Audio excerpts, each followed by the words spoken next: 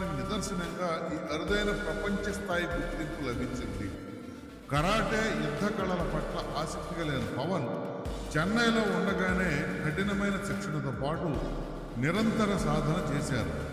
శారీరక సాధనకే పరిమితం కాకుండా జాపనీస్ సమురాయ్ మార్షల్ సాంప్రదాయాలపై లోతైన అధ్యయనం చేసి పరిశోధించి వాటిని అనుసరించారు.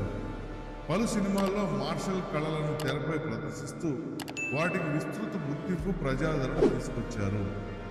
జపాన్ సంప్రదాయ యుద్ధ కళల్లో అత్యంత గౌరవనీయమైన సంస్థలలో ఒకటైన సోగో బుడో కండ్రీ కై నుంచి ఆయనకు 5th డాన్ 5వ డాన్ అంట పురస్కారం లభించింది.